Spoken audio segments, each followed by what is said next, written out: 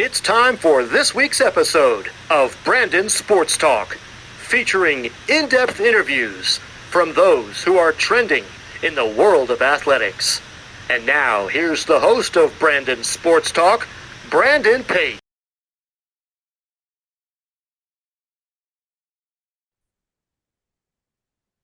Welcome back to Brandon Sports Talk. In today's episode, I have the privilege of interviewing the Greenville University's Panthers assistant women's basketball coach, Coach Kolin Dothager. How are you doing today? I'm doing well, Brandon. How are you doing? I'm doing good.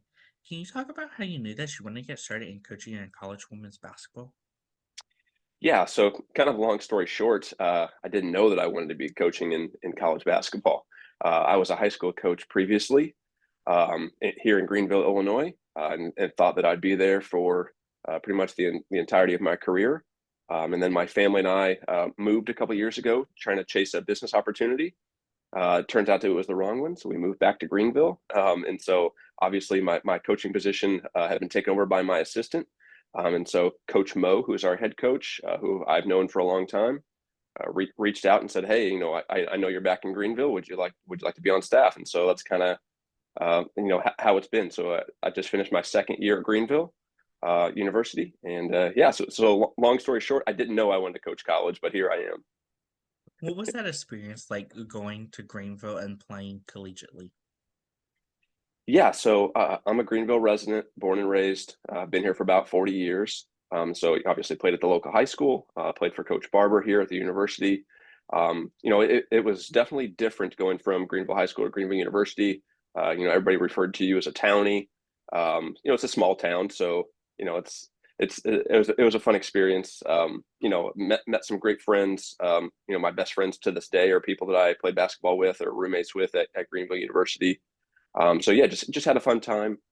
So our men's team plays pretty chaotically. They play the system, and so they lead the nation in scoring every year. So back when I played, we didn't quite lead the nation. We played pretty fast, but yeah, had a lot of fun times suiting up as a Panther.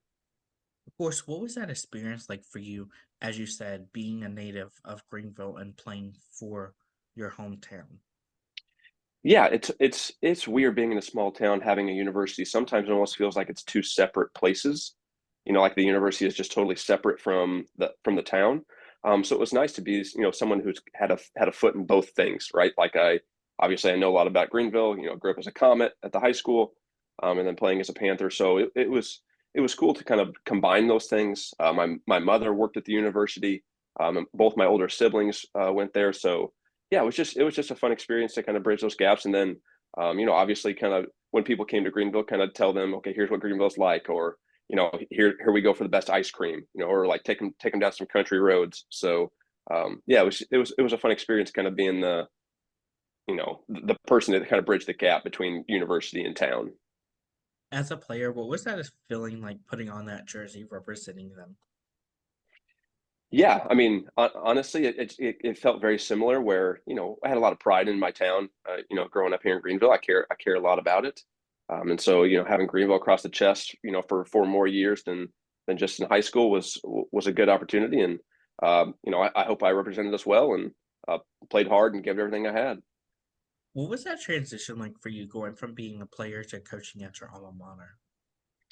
Ooh, good question. Yeah, so obviously, this is how Coach Mo, our head coach, and I kind of say this is like this is our how we can compete, right?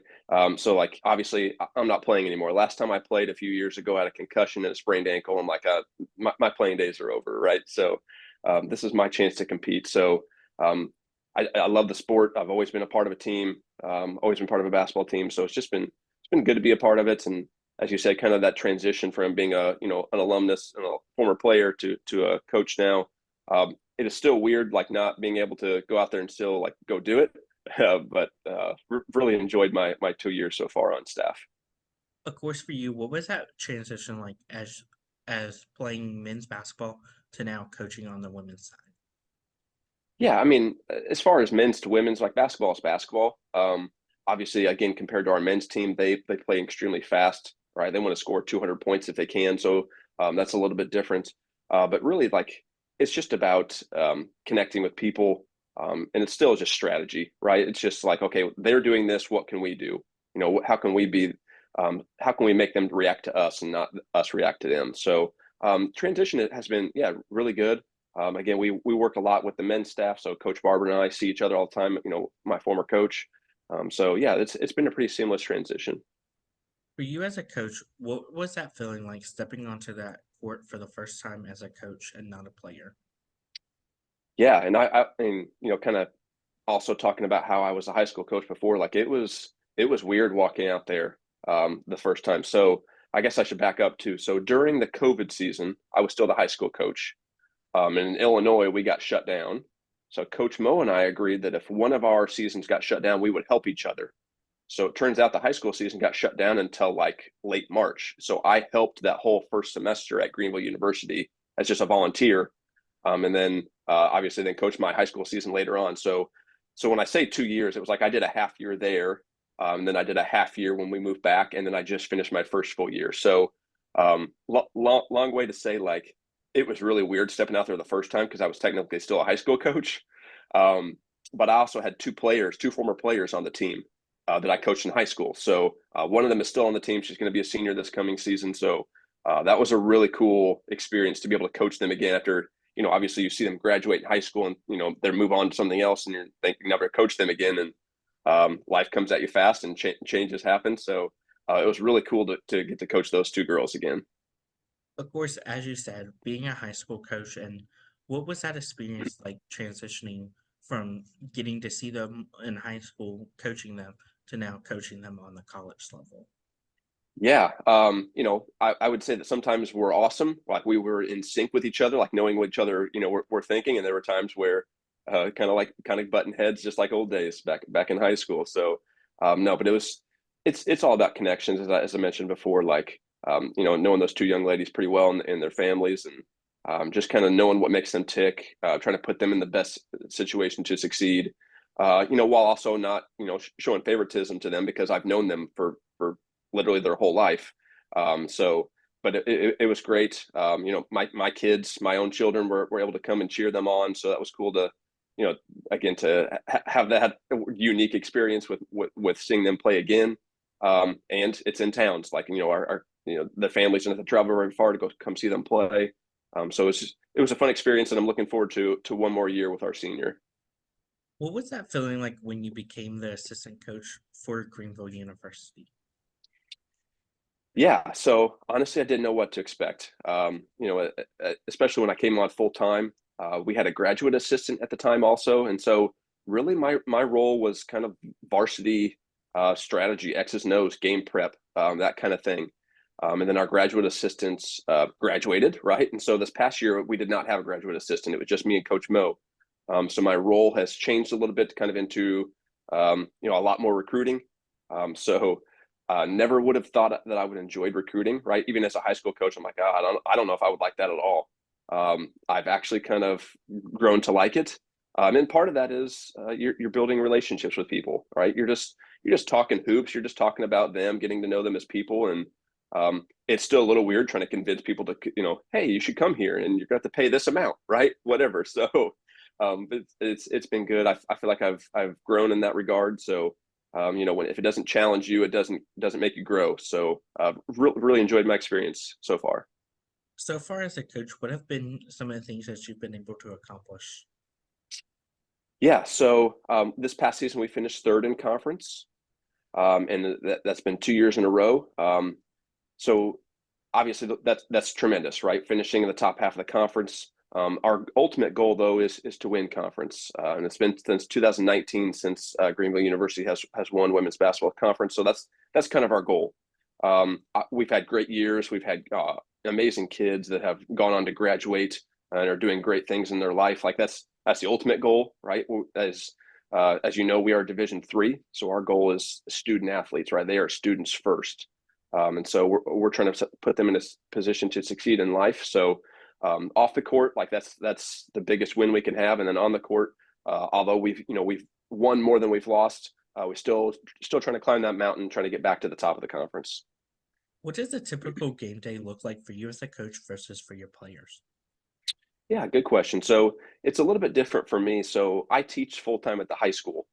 And so I'm, obviously that's my full-time job, and this is my other full-time job. As you know from talking to other coaches, coaching is a full-time job.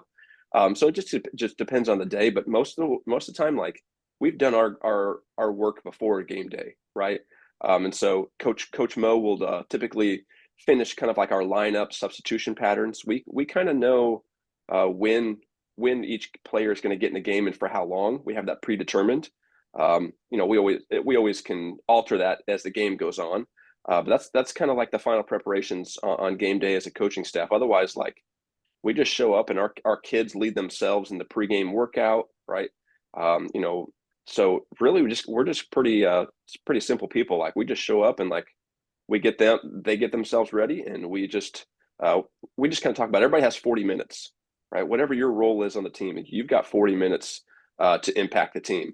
Whether that's being the point guard, whether that's being a great team member on the bench, or me as an assistant coach talking about, okay, what kind of strategy are we going to do? What are we going to do against that ball screen? Or hey, so and so just hit 3 threes. Maybe she should stay in for another minute. Those types of things. So I would say it just depends on the day. Right? Obviously, if it's a school day, I'm going to go home and take my kids home and eat some quick dinner, then come back for game day. But if it's on a Saturday, maybe get up and get a workout in, and then head to the gym for a day of basketball. Of course, as you said, what is it like balancing being a teacher on the high school level, but also being a coach on the college level? Yeah, I would say it's a lot of time on the phone, especially with recruiting. It's like, so my wife and I are big on sharing our family calendar. So like it'll be littered with calling phone call this time. So and it's also great. Like the people I work with at the high school are great about hey, after school Colin's going to be at practice at GU. Over my lunch I may have to take a recruit call or things like that. So they're totally flexible with me on that. And any extra duties that I have to have, I do them in the morning, right? So that like parking lot duties, so I do those in the morning. So they've been great to work with. um, you know it's a grind, right? I'd be lying if I said it was easy. But it's basketball is what I love. So it's been good. Can you talk about, of course, the culture that you've helped to build for the women's basketball program at Greenville University? Yeah, and again, me being semi new to the staff, Coach Mo has done a great job of kind of cultivating that culture. And I would be lying if I said that our culture was perfect. If any coach tells you that it's perfect, they're lying to you, right? There's no way, because you've got people who want to play more than they typically do, right? Everybody wants to play, which is amazing. Um, but honestly, we have great kids, and so what we kind of say is we owe it to them to keep recruiting great kids. And so we are big on building that culture, but also not like being in total control of it, micromanaging all of the relationships. In the off season, we're big on giving our leaders, our captains, the responsibility of, okay, you're in charge of the team bonding events. What are you good? Once a month, what are you going to do? What kind of dinners are you going to do? Things like that. So like we want to put them in charge of it, which has been really good for us, because it helps our leaders grow, and then the players then can respect each other and build relationships. But yeah, it's been really good. We have a great thing going. And so that's part of our responsibility in that recruiting process, is to find those kids who are going to fit our we not me culture. Like if they're in it for themselves, they're coming to the wrong place. Who are some of the teams in your conference that you compete against each week? Yeah, so our conference has expanded a little bit. So we have some teams in Missouri. So we have Webster University, Westminster College. We also have Fontbonne. And then we have a couple in Illinois. We have Eureka and Principia. And then we have one in Louisville, Kentucky, Spalding. And then we just added Mississippi University for women. They also have men. And Lyon University in Arkansas. So typically our road trips are less than 2 hours, except obviously when we go south to Mississippi and Arkansas. We do that all in one weekend. Of course, what is that home game atmosphere like when teams like Principia comes to home? Yeah, great question. So I still think this is a work in progress. It's getting more fans at the games. But so typically our conference season goes like the women's will play the first game, and then the men's play the second game. And typically a men's game will get more in attendance, right? So the second half of our game is usually the best part of our game because we play a pretty fast style and we want to try to wear teams out. So we feel like we're kind of a second half team. And part of that is we do have a bigger crowd in the second half. But yeah, so it's not a small gym, but it's not a big gym, right? And it's kind of got this old wooden rafter, so it's kind of got this old school look to it, and it gets loud in there. So yeah, even if the crowd is not packed, like it is a loud gym, it's hard to hear things. But yeah, so it's a fun environment, something we're still working to build. Just being totally transparent, but it's something that is getting better every year, and hopefully as we continue to win and win more, then that'll bring more fans in. What does that recruitment process look like for those prospective student athletes? And as a coach, what do you look at in those prospective student athletes? Yeah, so in our world today, like social media is huge for connecting with recruits. So Twitter and Instagram are probably two of the biggest ways to find recruits. Sometimes they just pop up organically because of mutual followers or other coaches and things like that. And then being able to see huddle highlights is huge. It's a quick Google search. You just type in their name and their school, and boom, you're going to see huddle highlights, right? So that's been really, really, really nice to be able to make that connection. And then kind of like you said, what are we looking for? So we kind of talked about this already. Characters is number one, right? If you don't have high characters, high morals, you're just not going to be a fit in our program. And then we want you to be able to compete in the classroom, right? If you can only play basketball, but you're not going to go to class and you're not going to put forth the best effort, you're also not a fit for our program.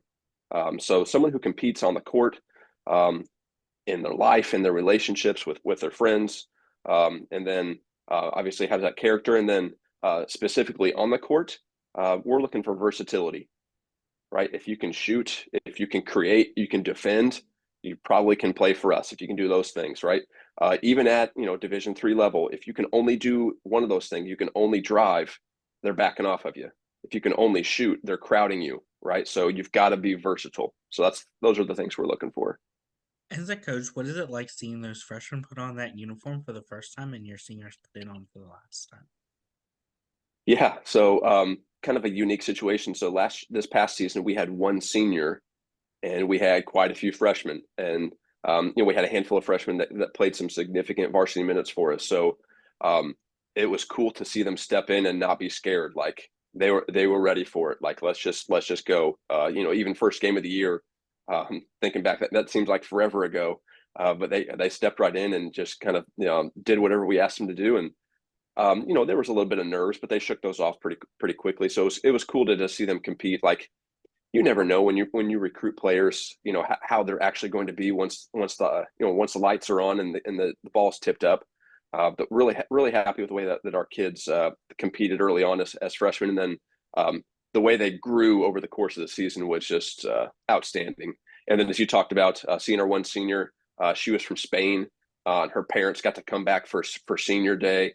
And so just an amazing person she was, just to see her grow over the 4 years again. So I got to know her during that COVID season when I helped out, and just to see her growth as a freshman from Spain, who's like, man, I can't imagine how brave she had to be to make that trip and to do all those things, and then see her grow as a person and a player in those 4 years. It was just a really cool experience. And then she's going on to grad school in Texas, in the biology field. So she's doing great things. And so just really proud of her. And if you're playing 4 years of college basketball, right, no matter the minutes, like you're putting a lot of time into something. And so that's something that you should be able to tip your cap to. And it's an amazing accomplishment. As a coach, what is it like seeing them achieve those first milestones like first 3-pointers, first assist, first goal? Yeah. So as I mentioned before, we are a we, not me. Like we are going to celebrate each other. So the coolest thing is seeing those things happen. And maybe it's late into the season and someone hasn't scored their first bucket yet, and then to see our team erupt on the bench when that happens, like that's like a proud coaching moment, right? Like we love to win, but those are also wins in our book. Like just to see our kids so excited for each other, and then obviously us as a coaching staff are excited, like to see that hard work pay off and see them, as you said, hit that three or finish that Euro step they've been working on after practice for the last couple of weeks and those types of things. So it's always good to have proud coach moments. As a coach, what is it like seeing your players go on and playing overseas or even in professional basketball, whether it's the WNBA? Yeah, I mean, I would love for that to happen as at our Division III level. I know that a handful of years ago we had a girl that got pretty close to playing overseas. She was an amazing talent. She was so athletic. That was the year that we won the NCCAA National Christian Association. We won the national tournament. And she was the MVP. And so now she's actually a high school coach here in Illinois. But so she got the closest that I can think of. So haven't had that experience quite yet. What are some of your future plans for the program moving forward? Yeah. So I would say that we don't have huge plans, right? So we've kind of been this steady program where we're not, we don't really have dips. And part of that is we play so many players per game. We know before the game, we know we're going to play 10 people. And so that means year after year, we have people coming back who have had significant time. So I think that allows us to not have those lulls in season. So we've been pretty steady as we go. But as I kind of mentioned before, like we've been right here, right? But the top of the mountain is up here, and that's what we're trying to get to. So, excuse me, we really feel like we're bringing in some quality people for this coming season that are going to help us try to get to that mountaintop. But that's really what we're trying to do. So we do a lot of summer camp stuff. So we bring in teams from all over, junior high, JV, varsity. We have a Panther Academy camp. So really just kind of cultivating those camps and bringing more teams in, more people in. And then as we kind of talked about, getting to the top of the conference and making the national tournament. What advice would you give those incoming freshmen entering their first year of college basketball? Oh boy. I think just remind them that it is a marathon, not a sprint. It is a long season going from October to March. High school, it's a long season too, but it's a little bit different animal, right? Especially with longer road trips typically than high school. So I would just remind them like it is a long season and like you have got to be ready, right? Whether you think, okay, I'm probably not going to play today, like you have got to prepare yourself because we are very much a next woman up, right? So like if our backup point guard has an injury, well, guess what? Our third string point guard is taking that spot, right? So I would say just be ready for the grind of a season, and then you've got to prepare yourself whether you think you're ready or not. What advice would you give those players looking to play professionally, whether it's the WNBA or going overseas? Well, going from Division III where you're not getting paid to play, then going overseas, or you said the WNBA, somewhere professional, you're going to get paid to play. You are an employee at that point, right? They're going to dictate a lot about you. So I would just have that open mind, like that it is a job. You're getting paid to play, but also like you still have to bring that fun factor. If you forget that it's supposed to be fun, you're probably going to lose that fire, right? And so that keeps it fresh. So I would say just be prepared. That's your profession, right? So it's a full-time job, lifting, eating right, cardio, all those things are so huge to your success and your longevity to being a professional. What advice would you give those people looking to get into coaching and becoming assistant coaches on the college women's basketball side? Yeah, I love that question because as we kind of mentioned, like I wasn't sure what I was getting into when I started coaching at the college. One, I think, is probably the time commitment. If you're trying to be an assistant coach because you want to make a lot of money based on the amount of time that you're put in, you're not doing your calculations properly. I'm not doing this for the money. I do it because I want to be a part of a team. And as I mentioned, I love still competing. But you need to know what you're getting into. So you're going to have, some late nights. You're going to spend a lot of time on the phone, texting and calling recruits. And you're also going to have ups and downs in recruits, right? You're going to have that number one recruit that you have on your list is coming to town, right? And then at the last minute, she may call and say, "Hey, coach, I'm sorry, I'm not going to make it," and doesn't give you a reason, right? Like, or you're going to have people commit and then decommit. So it is just kind of a roller coaster, And so you can't get too connected to a recruit because those things happen. And then you've got sort of the same mindset, like you've got to go to the next person on your list. So I would say just the time is the biggest thing, but also it's going to be really rewarding too, like the building connections with your players once they're here. We have players from all over. We have another player from Spain that's going to be a senior. We've got kids from Arkansas. We have one coming from Idaho. So we have players from all over. So building connections with different types of people It's just so rewarding. The memories is what makes it all worth it. That's great advice. Where can my listeners find you at on social media along with the program? Yeah, so my Twitter handle is at Coach Dothager. I know it's kind of a mouthful. The kids call me Coach D, so Coach Dothager. And then our team social is at GUW B-ball on all socials, so you can find us there. And so that's something that we're trying to get more involved with, and part of that is one of our seniors is a digital media major, and she's great at helping me with all that stuff. So I guess that could be part of the previous answer of what are you getting yourself into when you're a college coach? You better be prepared to work with social media.